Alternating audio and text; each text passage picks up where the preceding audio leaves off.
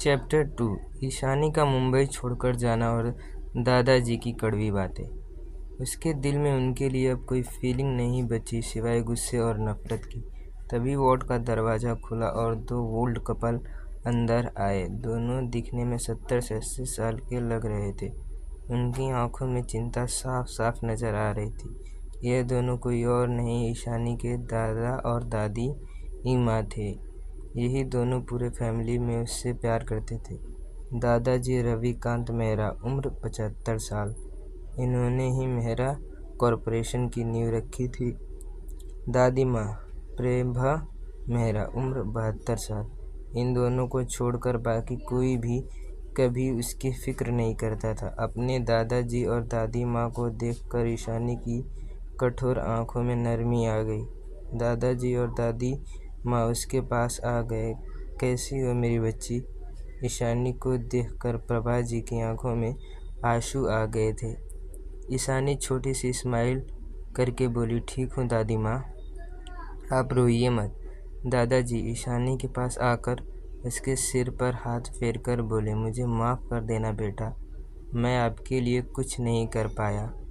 दादाजी के दिल में उनकी पोती की ऐसी हालत देखकर दर्द हो रहा था। वे दो उसे यह खुशियाँ देने लाए थे, पर उनकी प्यारी बच्ची को किसी का प्यार नहीं मिला। यह सब हमारी गलती है, हम तुम्हारे लिए कुछ भी नहीं कर पाए, इसलिए तुम दर्द में हो मेरी बच्ची। दादी माँ ने रोते हुए कहा, आप ज़्यादा मत सोचिए दादी माँ, आपकी तबीयत खराब है, इसे और मत बिगाड़िए। ईशानी उनके हाथ को प्यार से सहलाते हुए बोली, डॉक्टर ने डिस्चार्ज दे दिया है बच्चा, कल हम तुम्हें घर ले जाएंगे। दादी जी इन्हें सिर पर सहलाते हुए ईशानी से बोला। घर का नाम सुनकर ईशानी की आंखों में फिर से अपनी अतीत घूमने लगा तो आंखों में नफरत उतर आया, पर वे अपने आप को संभाल ली और उन दोनों को देखते हुए बोली, दादाजी दादी माँ, क्या आप मेरी बात मानेंगे प्लीज़? ईशानी से रिक्वेस्टिंग टोन में बोला। तो दादाजी बोले, हाँ बच्ची बोलो, तुम्हें जो भी चाहते हो हम पूरी कोशिश करेंगे तुम्हारी उस इच्छा को पूरा करने की।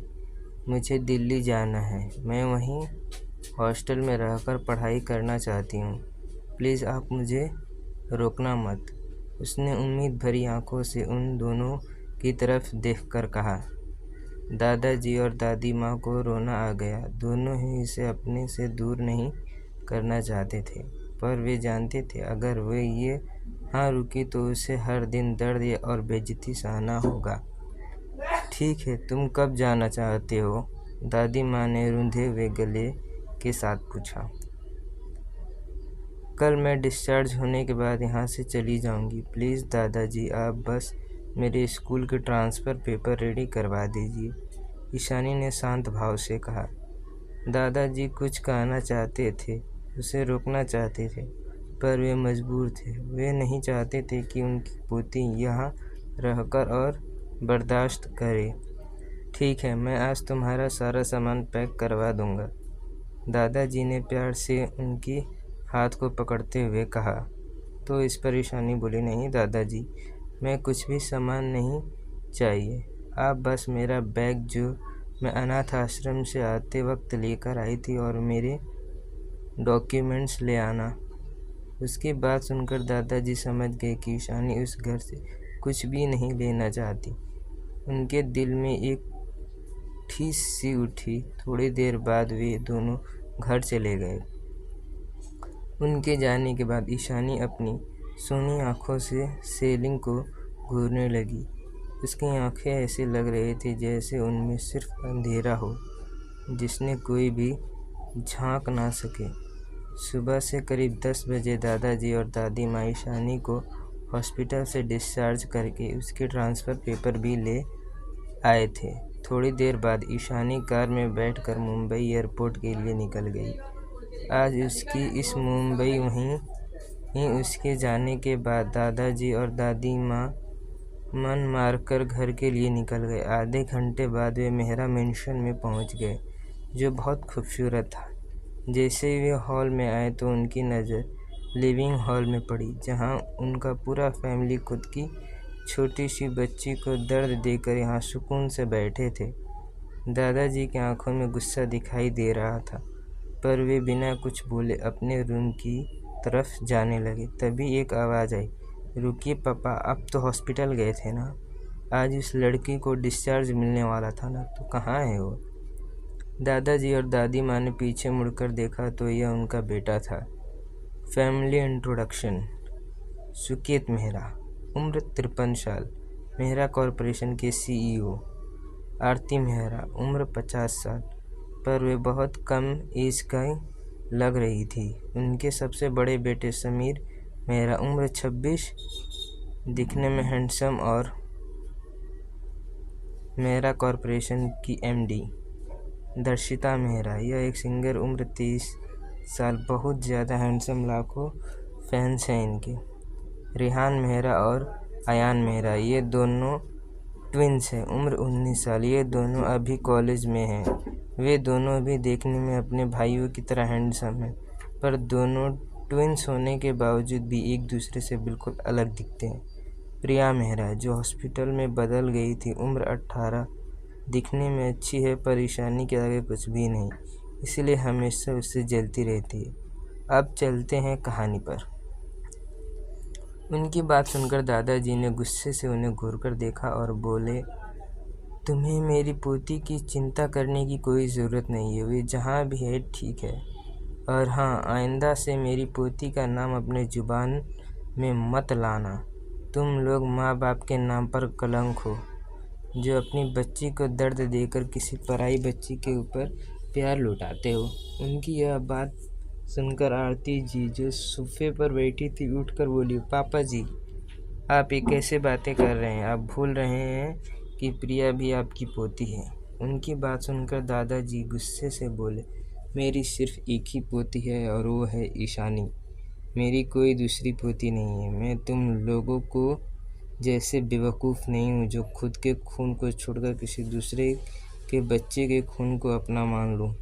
तभी समीर बोला, दादाजी, आप भूल गए हैं कि आपकी पोती ईशानी ने कुछ दिन पहले कैसे नीतू को सीढ़ियों से धक्का दिया था। दादाजी उसकी तरफ देखकर बोले, तुम अपना मुंह बंद रखो। तुम उसके भाई होकर भी किसी और के साथ दिया। मेरी बच्ची हमेशा सिर्फ प्यार के लिए तरसती रही। तुमसे किसी ने इन सालों में उससे प्यार से बात तक नहीं की। तुम जैसे माँ बाप भाई होने से अच्छा तो अनाथ बनकर अपनी पूरी ज़िंदगी बिता दे। एटलीस्ट उसे किसी की ताने तो नहीं सुनने पड़ेंगे, रोज़ रोज़ बेइज्जती तो नहीं ही होना पड़ेगा, किसी के आगे प्यार की भीख तो नहीं मांगनी पड़ेगी। तुम लोगों तो उसे मारने के लिए छोड़ दिए। खुद की गलती से मेरी बच्ची को दर दर ठोकर खाने के लिए छोड़कर किसी और के बच्चे को उठाकर इस परिवार की प्रिंसेस की जगह दे दिया, जो कभी उसका था ही नहीं। जब वे लौट कर आए तो मुझे लगा अब तो कम से कम मेरी पोती को दुख नहीं सहना पड़ेगा, पर तुम सबने उसे दर्द और दुख के सिवा कुछ नहीं दिया। तुम उसके अपने होकर भी उसके साथ किसी पराई की तरह बर्ताव करते थे। अपनी इस गलती से उठाई बेटी और दूसरों की बातें सुनकर तुम लोगों ने उन पर भरोसा किया, पर मेरी बच्ची कहती रही कि उसकी कोई गलती नहीं है, फिर भी तुम लोगों ने उसकी एक बात नहीं सुनी। अपने दादाजी की इतनी कठोर बात सुनकर सबको थोड़ा बुरा महसूस हो रहा था। तभी रिहान ने कहा, दादाजी, आप प्रिया को दोषी क्यों दे रहे हैं? ऐसा भी ईशानी को यहाँ किसी बात की कमी नहीं थी। ठीक ही तो थी, अच्छा खाना, अच्छा कपड़ा, सब कुछ तो मिलता था। उसके साथ देते हुए अयान बोला, हाँ दादाजी, उसे कोई परेशानी नहीं थी यहाँ, और प्रिया हमारी बहन है, चाहे वो हमारी सगी बहन हो या ना, पर वह हमारे साथ बचपन से रही है। उसे क्या ज़रूरत है जो ईशानी के बारे में झूठ बोलेगी? दादाजी बातें सुनकर प्रिया को बहुत अपमान महसूस हो रहा था। उसके दिल में ईशानी के लिए गुस्सा और नफ़रत और भी बढ़ रही थी। वह इस फैमिली की प्रिंसेस थी, पर ईशानी की वजह से उसे गोद ली हुई बेटी कहा जा रहा है। इसकी वजह से वो सिर्फ ईशानी को मानती थी। गुस्से में उसकी मुठ्ठियाँ कसी हुई थी, पर अपने भाइयों की बात सुनकर प्रिया खुश हो रही थी। उसे बस किसी भी कीमत पर ईशानी को इस घर से बाहर फेंकना था। इन सब से दर्शिता ही चुप था। दर्शित भले ही अपने इमोशन को शो नहीं करता हो, पर उसे ईशानी अच्छी लगती थी। दादाजी को उन सब की बातें सुनकर और भी गुस्सा आने लगा। उन्होंने अपनी लाल आंखों से उन सबको देखा और बोले, कौन सा अच्छा खाना, कौन से अच्छे कपड़े, वे कपड़े जो किसी और का पहना हुआ पुराना कपड़ा जो उसकी साइज के नहीं थे, या जो खाने के साथ तुम लोगों की वजह से उसकी फ्री में ताने मिलते थे। किसके बारे में बात कर रहे हो तुम सब? उनकी बात सुनकर सब शौक थे। खास करके चारों भाई तो सबसे ज़्यादा शौक में थे। उन्हें कभी भी ध्यान ही नहीं दिया कि ईशानी किस रूम में रह रही है, कैसे कपड़े पहन रही है, क्या खा रही है। अब उन्हें थोड़ा गिल्ट फील होने लगा था। उन्हें मॉम, डैड और भाइयों के एक्सप्रेशन देख अब प्रिया को डर लगने लगा, कहीं अब ईशानी के साइड ना हो जाए। इसीलिए उसने नाटक करते हुए कहा, दादाजी आप मुझ पर गुस्सा हैं तो मुझे डांट लीजिए, पर मॉम, डैड और भाइयों की इसमें कोई गलती नहीं है। आखिरकार वे आपकी बायोलॉजिकल पोती है और मैं तो बस एक गोद ली हुई बेटी हूँ। उसने ये सब ऐसे कहा जैसे वे कितनी दयनीय स्थिति में हो। प्रिया की बात सुनकर अब सबको फिर से प्रिया की चिंता होने लगी। ऐसा लग रहा था जैसे वे दुख में हो। उसे देखकर सुकेत जी, आरती जी के साथ चारों भाई को भी एहसास हुआ कि दादाजी के शब्द कठोर हैं। वे उसे संभालना चाहते थे। आखिरकार बचपन से भी उन्हें सबकी प्रिंसेस रही है, उन सबकी प्रोटेक्शन में बड़ी हुई है, तो उसे दादाजी की बात सुनकर दुख तो होगा ही। तभी दादी माँ ने गुस्से से प्रिया से कहा, बस करो अपना ये नाटक, किसी घटिया मगरमच्छ के आंसू बहाना बंद करो। वैसे भी अब तुम सब खुशी खुशी इस हॉस्पिटल में उठाई हुई बेटी को जितना चाहें प्रिंसेस ट्रीटमेंट दे सकते हो। अब तुम सब आराम से अपनी खुद की बेटी की जगह अपने इस गोद ली हुई घटिया बेटी को दे सकते हो। क्यों? अब ईशानी इस घर में शायद कभी वापस नहीं आएगी, चली गई है मेरी पोती। अब तुम सब खुश रहो। दादी माँ इस वक्त बेहद दर्द में और गुस्से में थी। उन्हें प्रिया की सारी चालें और कारनामे पता थे, पर वे अपनी इकलौती पोती के लिए कुछ भी नहीं कर पाई। घर के सभी लोग तो दंग थे कि ईशानी चली गई, अब वापस नहीं आएगी। आरती जी और सुकेत जी के दिल में एक ठेस सी उठी। वहीं समीरा, दर्शित, रिहान, अयान भी शौक थे। आज सबके दिल में एक दर्द सा उठ रहा था। वहीं प्रिया भी शौक थी कि ईशानी अपने आप ही चली गई। अब उसे ईशानी को निकालने के लिए कुछ भी करने की ज़रूरत नहीं है। अब वे फिर से मेहरा फैमिली की इकलौती प्रिंसेस बन जाएगी। कुछ ही दिन में सब ईशानी को भूल जाएंगे, यह सोचकर वह मन ही मन बहुत खुश हो रही थी। आज के लिए इतना ही। मिलते हैं अगले चैप्टर में।